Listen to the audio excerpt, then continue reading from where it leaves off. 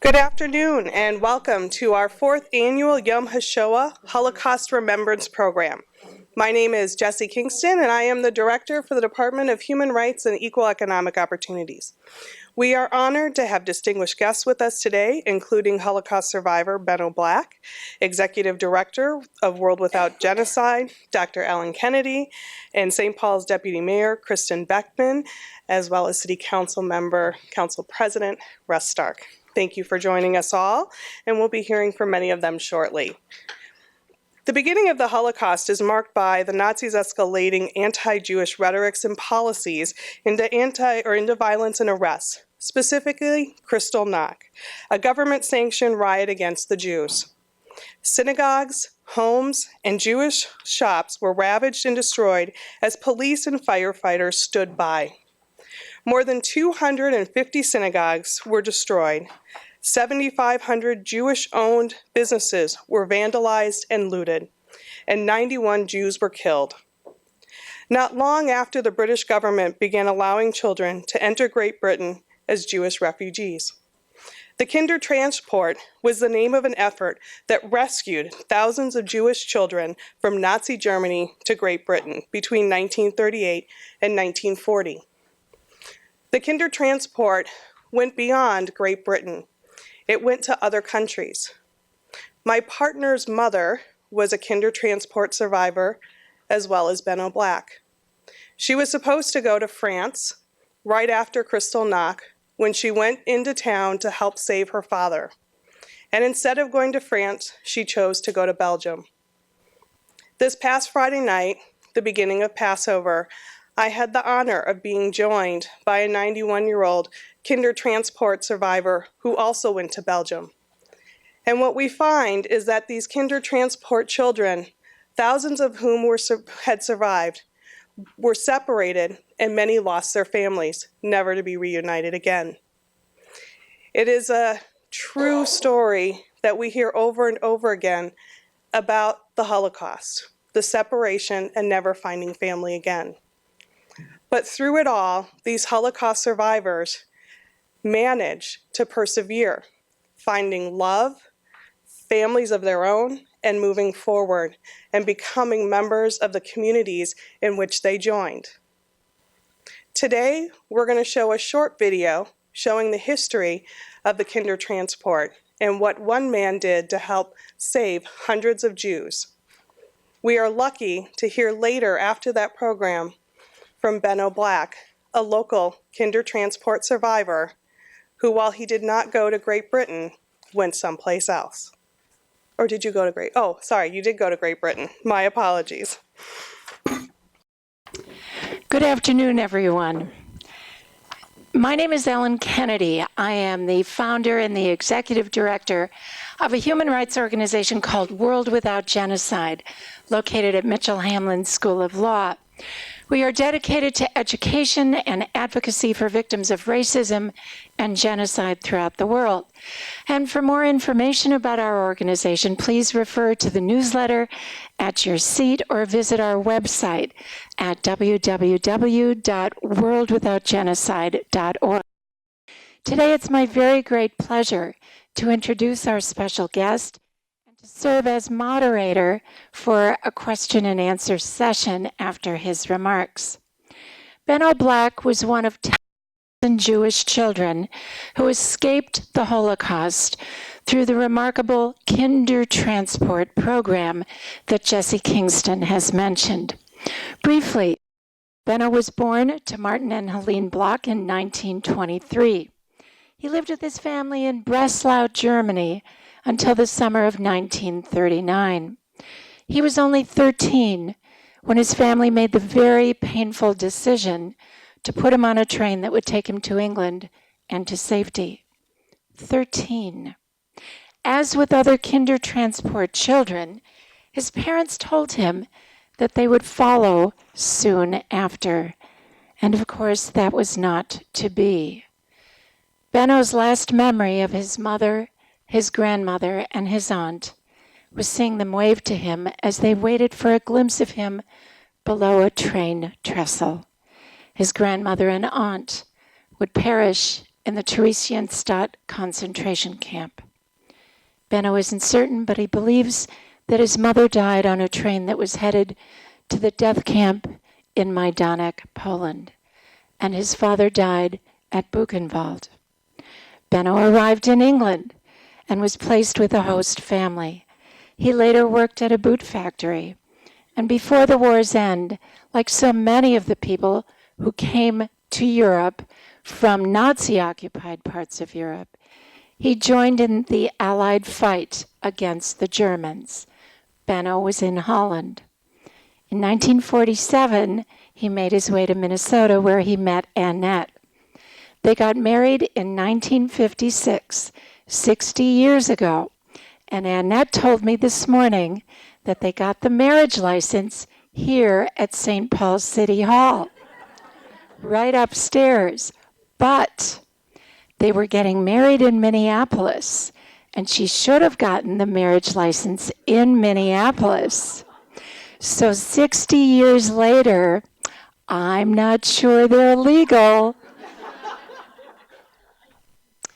They've been blessed with 2 children and with 6 grandchildren, and one of their children and one of their grandchildren are here with them today.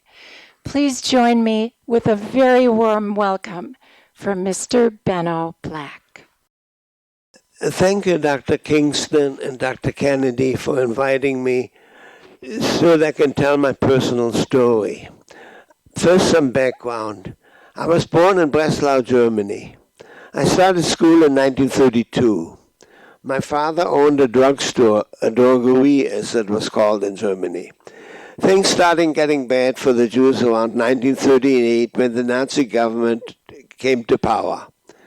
By early 1936, my mother was called to the principal's office in school and told that I was no longer welcome there and I should be transferred to one of the 2 Jewish day schools in town. I think that by 1936, my parents realized it would be best to leave Germany. We registered with the American consulate. My mother's brother lived in Minneapolis, and we also had more distant relatives, both in Minneapolis and Fargo, North Dakota, as well as New York. They all provided affidavits, the legal document guaranteeing their financial support until my father could provide for us. At that time, immigration in the United States went by a quota system. My mother and I were both born in Germany, so we had the German quota. My father was also born in Germany, but in a border town which went to Poland after World War I,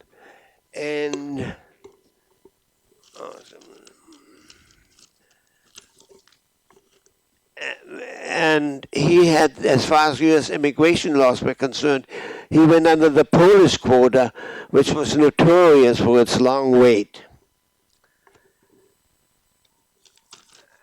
November the 7th, 1938, a Jewish student from Poland was studying in Paris, France, and he went to the German embassy in Paris and shot a German diplomat.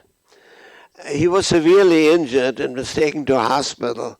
The next day, our teacher talked about it, and she said, let's hope he doesn't die, because if he does, there'll be repercussions here.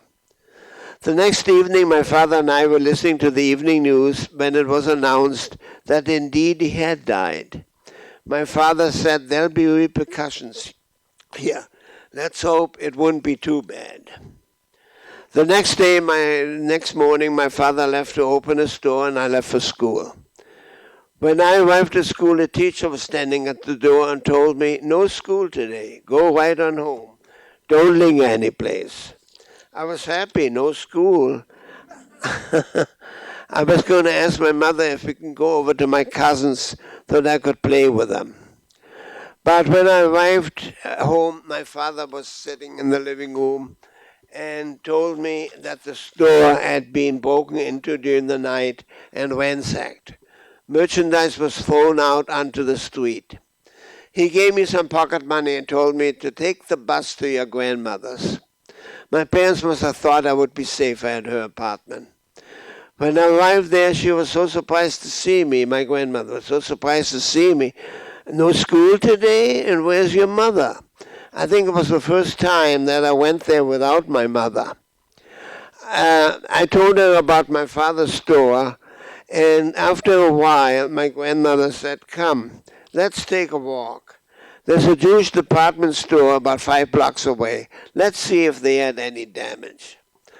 Already a block from there, we noticed people on the street cleaning up all the merchandise that Nazis had thrown out of the store. That afternoon, my mother came over and told us that the Gestapo had come and arrested my father. She didn't know where he was taken to. But 6 weeks later, when I came home from school, there was my father. He was released from Buchenwald because he fought for Germany in World War I and even received the Iron Cross. He looked like he had aged 10 years in those 6 weeks. He was told to report to the police station once a month to let them know about the progress we are making to emigrate out of Germany. So my mother frantically wrote to the relatives in America, hoping for a quick reply. I think it was at that time that my parents decided to get me out of Germany, as we were still waiting for the U.S. visa. I was registered to go to Palestine on a farm program when I became 14 years of age. Meanwhile, in November 1938, in the British House of Commons, a discussion about the Jewish refugees from Germany was in progress. But at that time, the unemployment figures were really high, and there were no jobs available. However, a member of parliament, Mr. Lipson, stood up and said, "How about admitting just children without their parents? Children wouldn't be competing in the labor market." A vote was taken, and it passed, admitting 10,000 children about ages 7 through 17 without their parents from Germany and Austria. That legislation became known as the Kindertransport. In the spring of 1939, my parents registered me for the Kindertransport. Holland also admitted Jewish children up to the age of 18. One day in June, my mother told me that I had been accepted. She gave me a choice, either Holland or England. I chose England. I already could speak a little English. In retrospect, it was a wise choice, as Holland was invaded by Germany a year or two later. I left at age 13 in early July 1939 on a train to Berlin. No parents were allowed on the platform. A room was set aside inside the station for the parents to say their goodbyes. There'd be no scenes and no intermingling with the general public. My mother said it would be too hard for her to say goodbye in the station. She, my grandmother, and my aunt were to be standing on the street just below the first viaduct. And as the train would pass over at a slow speed, they would wave to me. My father and his brother, my uncle, took me to the station. I don't think I realized at the time that I would never see my parents again. They told me that I was going to England in the interim while they were still waiting for the U.S. quota to come up. Maybe in a year or so we'll meet in Minneapolis, where my uncle lived. As the train approached, several of us kids went down to the platform, and we were looking for the compartment marked for Jews only. There were already a couple of kids sitting in there from towns further east. Minutes after the train left the station, we crossed the first viaduct, and there was my mother and grandmother and aunt waving to me. When would I see them again? In an instant it was over. The train picked up speed, and we were on the way to Berlin. About 4 hours later, we arrived there. We were taken to a hostel, had something to eat, and were sent to bed. The next morning, we were given some breakfast and taken to the train station. It was quite a surprise to see about 200 boys and girls of all ages waiting for a chartered train to take us to the port of Hoek van Holland in Holland. We crossed some of the pretty areas of Germany, And later in the afternoon, we crossed the border into Holland. We all cheered. I think we were all happy to have left Germany. And yet we were all worried, when would we see our parents again? The train stopped at the very first station in Holland, and there were ladies handing out candy, chocolate, and ice cream. Later that evening, we arrived at the Poorthug van Holland in Holland. We were ushered onto a large ship. I was so tired, I think I fell asleep instantly. The next thing I knew, we had already docked in Harwich in England. We were served a delicious breakfast on tables set with white tablecloth. The waiters were wearing white jackets. I felt I was on a luxury cruise. I was so impressed, I wrote my parents about it. After breakfast, we were divided into groups, and a man took about 35 of us boys off the ship. We crossed the street and got onto a bus. After we were counted and recounted several times, the bus left. Driving along some winding roads, we arrived at a camp, which became my home for the next 9 months. The camp was called Barham House. It had 3 buildings with sleeping rooms. I think it was an old barrack for cavalry units in World War I, as there were horse stables in the back. It was located about a mile from the village of Clayton, which in turn was 5 miles from Ipswich. Our building had 3 sleeping rooms, each room sleeping about 10 to 15 boys. We were divided by age, so that in our room we were all about the same age. In the middle was a common room, which contained a ping-pong table and several other games. The first weekend, our housemaster took us to Ipswich. I was quite impressed. It looked so different from German cities, but maybe just because all the signs were in English. Right after that weekend, someone came down with some childhood illness, and we were quarantined for 2 weeks. As soon as the 2 weeks were up, someone else got sick, and that went on for the whole 9 months. We were never able to leave camp. There was an increasing talk about an impending war. The staff placed the front page of the daily newspaper on the bulletin board. The headlines in those days were, "German troops are dispatched to the Polish border." Hitler sent his foreign minister Ribbentrop to Moscow, where he and the Soviet foreign minister Molotov signed a non-aggression pact. Then on September the 1st, German troops marched into Poland. Britain gave Germany a 48-hour ultimatum, get out of Poland. And the evening of September the 3rd, we were all ushered into the dining hall to listen to King George VI announcing that the British Commonwealth now is in a state of war with the Third Reich of Germany. It affected us instantly. How are we going to communicate with our parents? I was lucky, as we had relatives in Switzerland, so my parents would send their mail to them, and they in turn mailed them to me. And I did likewise. Of course, the letters were censored and took a lot longer, but we were still able to communicate. In November 1939, I received the tragic news that my father, who was only 52 years old, had passed away from some ailment he picked up in the concentration camp a year earlier. He was admitted to the Jewish hospital, but as the Nazis had already removed all the X-ray equipment, they couldn't diagnose his problem, and he died a short time later. I stayed at Barham House until April 1940, at which time I and 2 other boys were sent to a British family in Northampton. Actually, the day before I was supposed to leave, I came down with my perennial ear infection, and I was put into the sick ward. A few days later, I was taken to the train station in Ipswich and told, take the train to London's Liverpool Street Station and go down to the Underground and take the tube to Euston Station. From there, take the train to Northampton, where someone would meet me and take me to the family.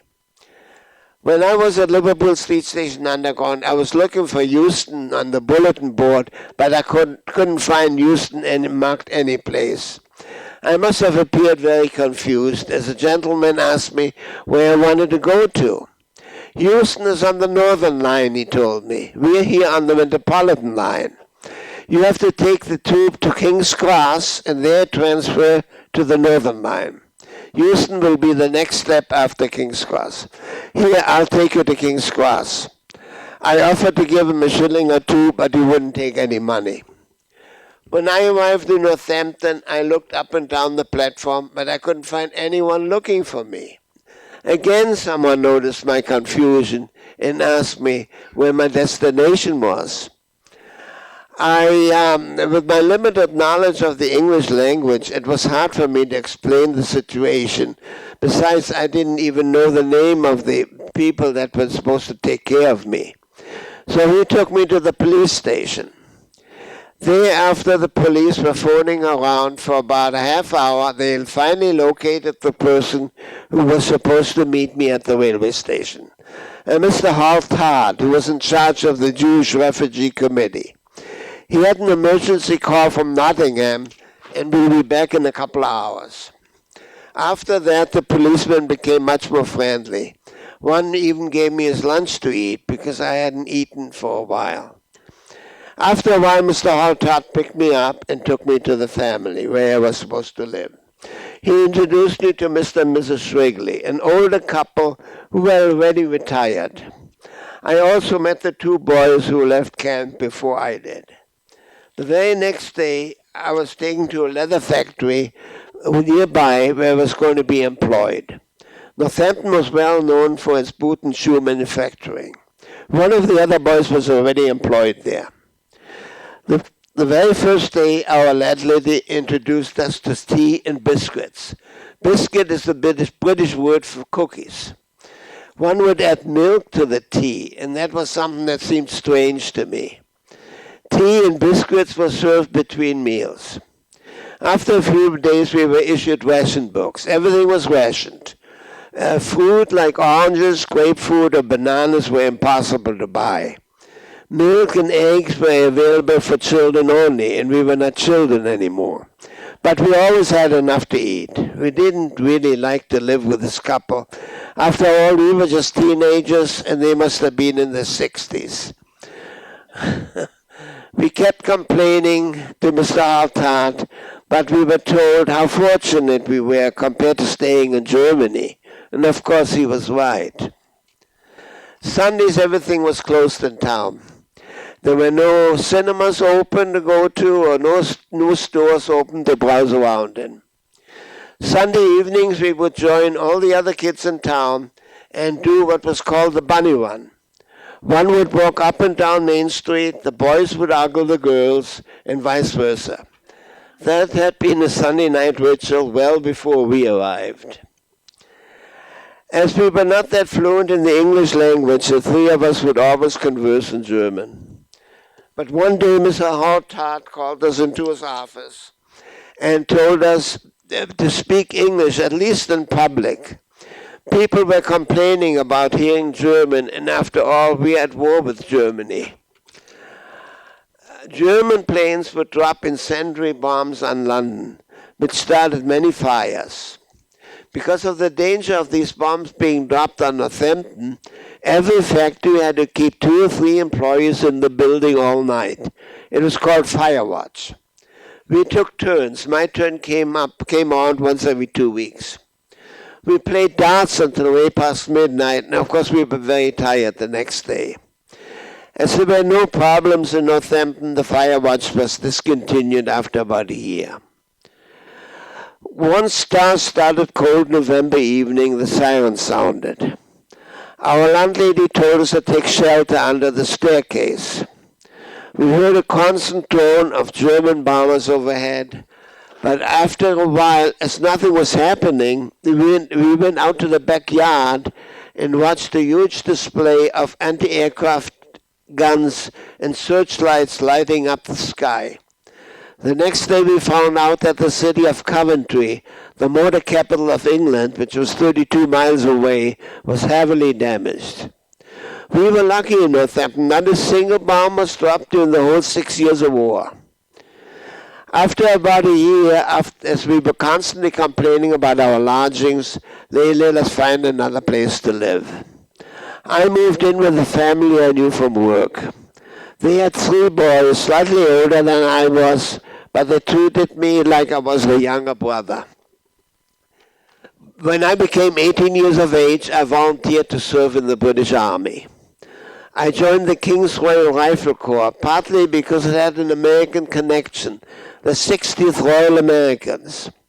They fought the French and Indians in 1758 in what is now eastern Ohio and western Pennsylvania. They built a fort at the junction of the Allegheny and the Monongahela Rivers, calling it Fort Pitt. That location now is the city of Pittsburgh. After my training as a radio operator, I was sent over to the continent. That was in February 1945, and the war was winding down. I remember crossing over to Holland on Easter Sunday, and the Dutch people, as they went to church, were so thankful that we liberated them. A few weeks later, the war was over.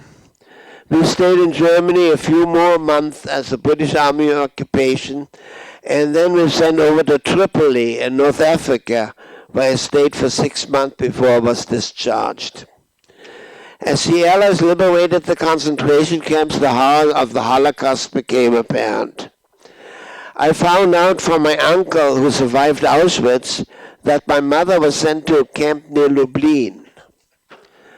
My daughter lives near Washington, D.C. Whenever we visited her, we went to the Holocaust Museum in Washington. They found the names of my grandmother and aunt, who both died in Theresienstadt, but nothing was found out about my mother in the many times I checked about her, in the many years I checked about her.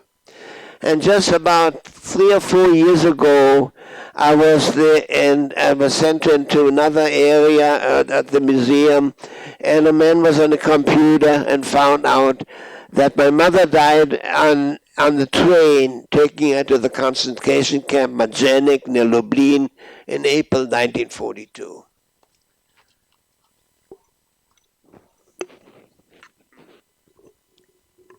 Thank you for sharing that story with us. Please join me in thanking him.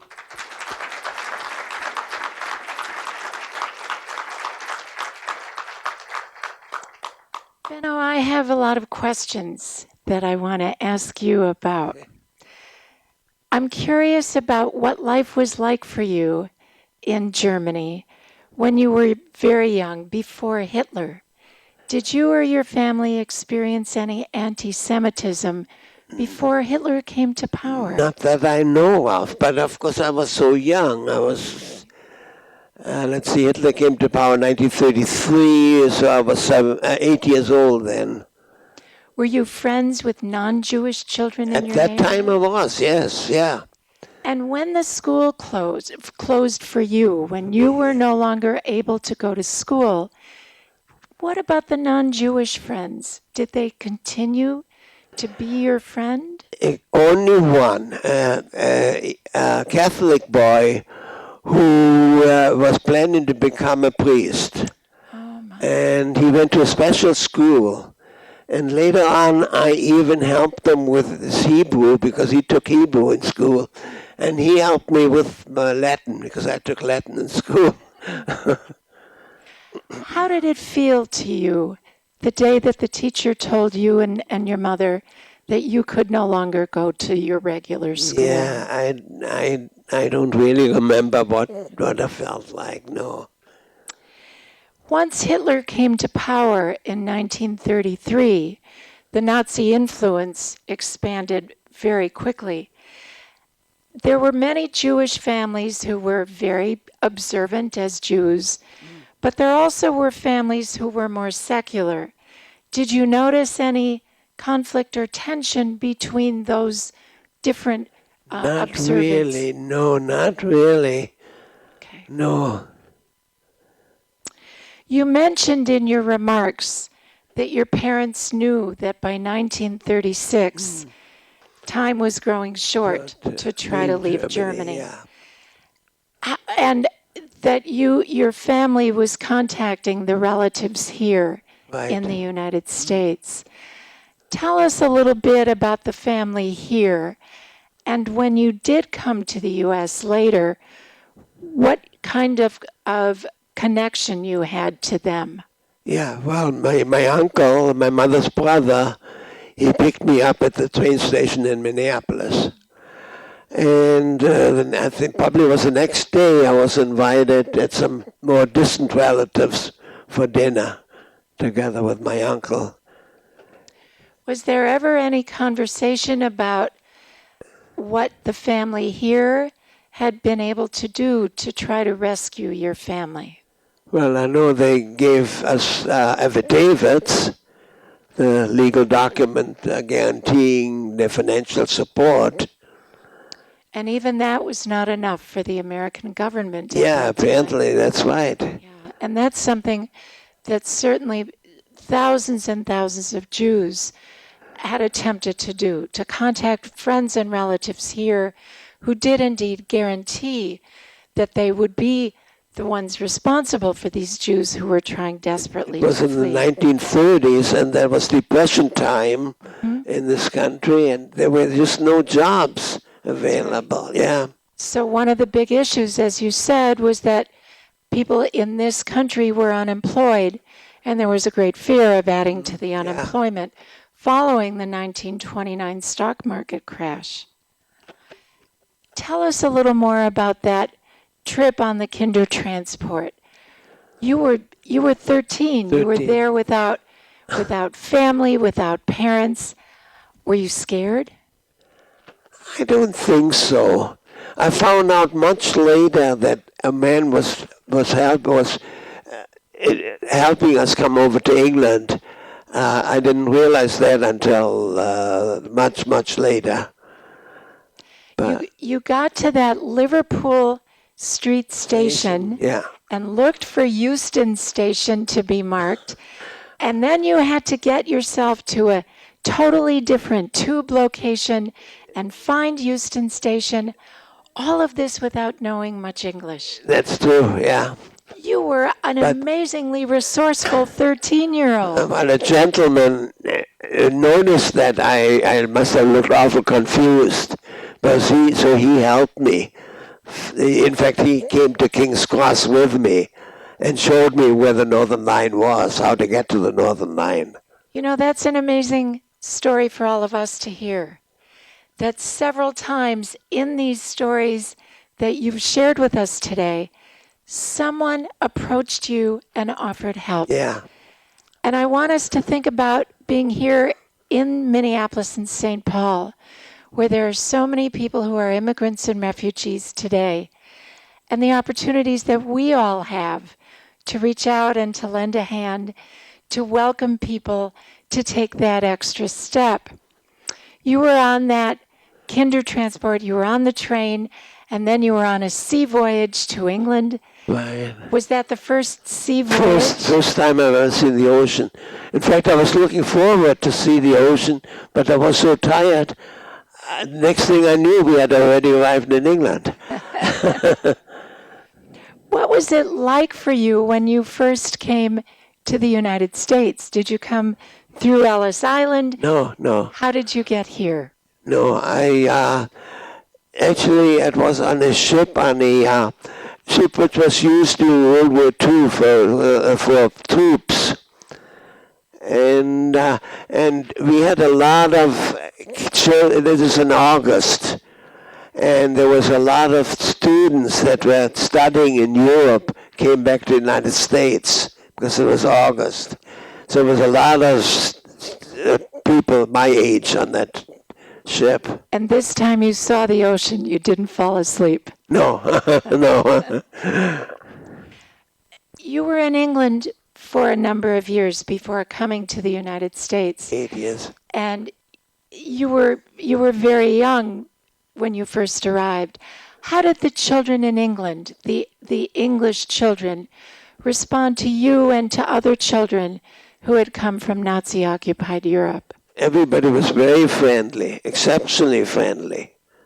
And how did that make you feel about the future that was so unpredictable in front of you? Were you frightened or hopeful? Oh, maybe hopeful. Yeah, yeah. Because everyone reached out Yeah, a yeah, welcome. yeah, right.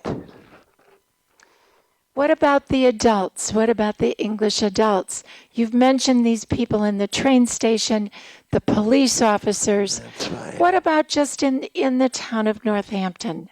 How did the adults respond to all of these children who came utterly orphaned? Oh, yeah, right, yeah. Everybody was very nice to us. I have to say, some of the adults where I was working, they helped me with my English, It's and wonderful. yeah, everybody was very nice. You fought against the Germans near the end of the war. So you were actually fighting against people who had been your countrymen. What was that like for you? How did you feel about being on a very different side of the war? Yeah, actually, it felt good with fighting the Nazis. Yeah. What are some of the memories that perhaps you could share about being with the British Army in Holland? Yeah, we were in Holland only a few days, but I do remember some of the people came up to us and said, "Thank you so much for liberating us." Mm. How were you treated when you came to Minnesota? I was treated good. What advice do you have for refugee children today?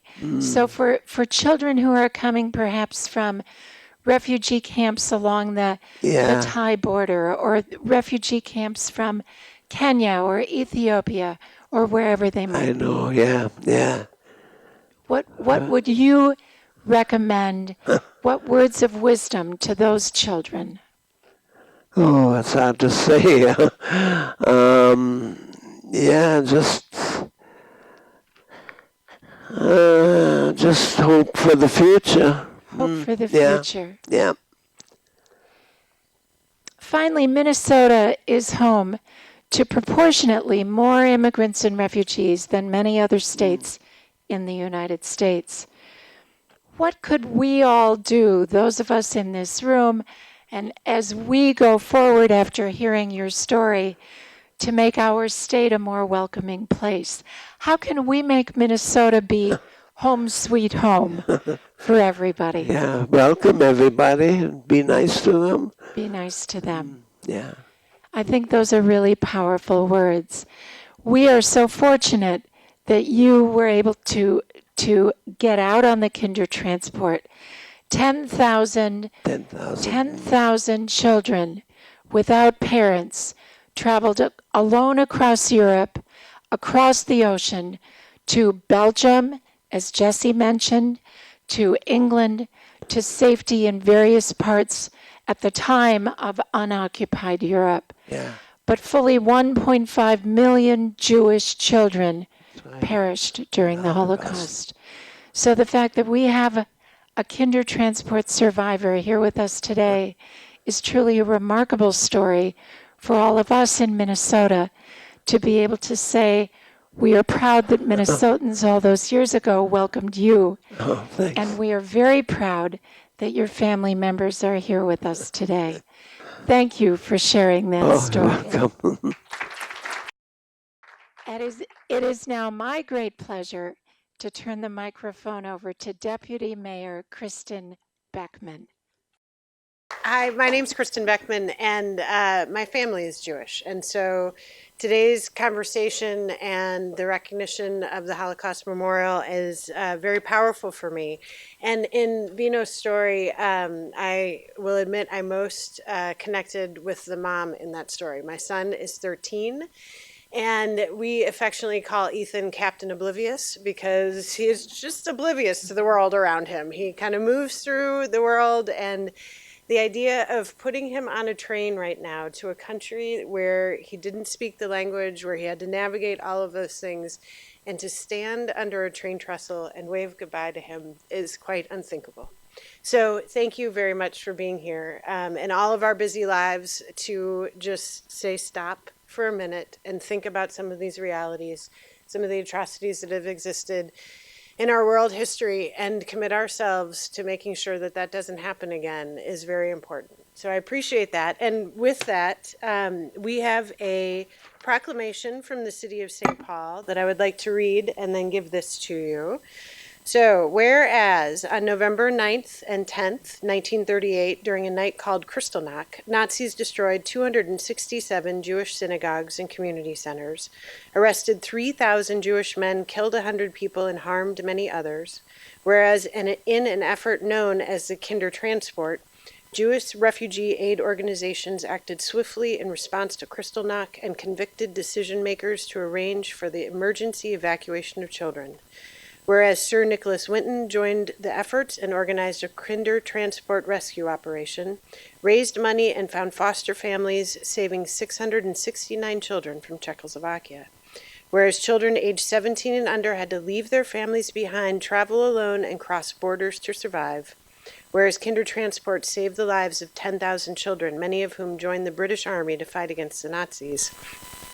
Whereas at the age of 13, Benno Black's parents saved his life by sending him on a train to England through the Kindertransport, whereas Benno Black made a life for himself in St. Paul, eventually marrying, having 2 children and 6 grandchildren.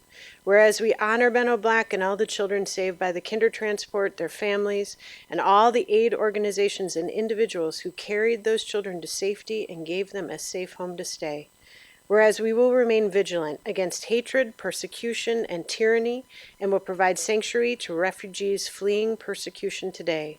Whereas we observe Yom HaShoah, Holocaust Day of Remembrance, a memorial of the victims of the Holocaust and in honor of the survivors as well as the rescuers and liberators. And whereas on Yom HaShoah we remember the millions of people who died and raise the cry of never again. Now therefore be it resolved that April 29th, 2016 be declared Benno Black Day. Congratulations. So we are also fortunate today, as many of you came in and I see in front of you, you have books by Dr. Fisch. So Dr. Fisch is a member of our Twin Cities community who is also a survivor of the Holocaust. And he has written many, many books on the Holocaust and the experience that he had as a child. And he has very generously donated about 1,500 of the books that you have in front of you to the city of St. Paul, to our libraries and our school district. And so please take these books with you today, read them and enjoy them. But also we have a lot of them, so if you need more than one, feel free to take them with you. We are excited that the St. Paul Public Libraries are going to be giving these books out and having these books as a part of our circulation, and then working with the school district also to share these books and in this conviction to sort of never forget. It is also to learn lessons and remember and move forward. So with the sort of last remaining 10 minutes, we'd like to invite Dr. Fisch up. He would like to read just a little bit to you from the book and share some of his experience. And we are fortunate to have him here. Why don't you come stand behind the podium with me over here so we aren't... Thank you so much for the opportunity, ladies and gentlemen. I would like just to say I was not so fortunate who were sent out by the Germans. I was in the concentration camp. I don't want to talk about too much about this. I would like just to say, to me, the most important not to remember, the most important what we can learn from it. And that is the issue what we should do. Since then, not of the magnitude of the concentration of what happened with the Jews, but in many places on the world, tutu mutu, killing egymást, killing each other, and so forth. So, I just would like to say that the Holocaust itself, humanly incomprehensible. If someone say, I don't believe it, I'm not upset about it. Because I think that, just think about this. One single day in Auschwitz, 30,000 Hungarian children, women, older men and crippled persons were killed. if you would like to kill 30,000 people every 20 minutes for a year, you could not kill 30,000 people. So that Holocaust is not for the purpose what happened with the Jews. It is what we can learn humanity. And this is to me the important. When I started to talk about young people, and I don't want to go too long because we have no time for that. When I talk about children, and I said freedom, they didn't know what the hell I'm talking about. Because your children don't know what freedom is. Because it's like I could say, the air is important. So what does it mean, the air is important? It's here. What's the big deal about it? So I think this is, to me, what I want to really transfer. And this is what I wrote, the last paragraph of this book, what you already said. And let me just refresh it. You can look at, by the way. Regardless of who we are and where we are born, we all go to the same life cycle. Birth, maturation, aging, and death. Although we are individuals, we are go through the same human feeling, and this is, although we are individuals, we have much more similarities than differences. We experience joy and sadness, health and sickness, strength and weakness, success and failure. We are all subject of the same biological and physical rules. Our abilities may be different, but we are more deserve the same opportunity to fulfill to our potentials. No system of government has given more opportunity than democracy. And the double standard is always dangerous, damaging at the very end. Whoever benefit only benefit temporarily. The Nazis sent me to the concentration camp because I was Jewish. After I was freed by the Americans, soldiers, I had to decide what to do when I encountered one of my former enemy, a starving man. One injustice cannot be corrected by another. This eye for eyes and teeth for teeth is not working, and that is in the Bible. So,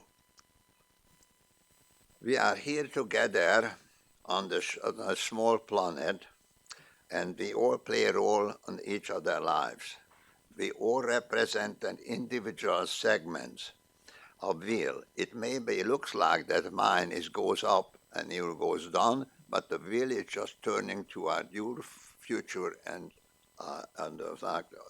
mine. Think of yourself as a thread in a colorful carpet. The thread has no function without a carpet, and a carpet does not exist without the thread.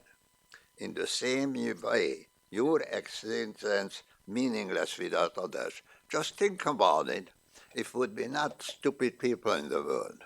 Think about it if it would be not smart people in the world. We all have a role. You go to the restaurant, and in the restaurant, you go there most likely because the food is very good. What about the chef? What the chef would do if you don't bring the food there? What the chef would do if there's no tables, there's no tablecloths?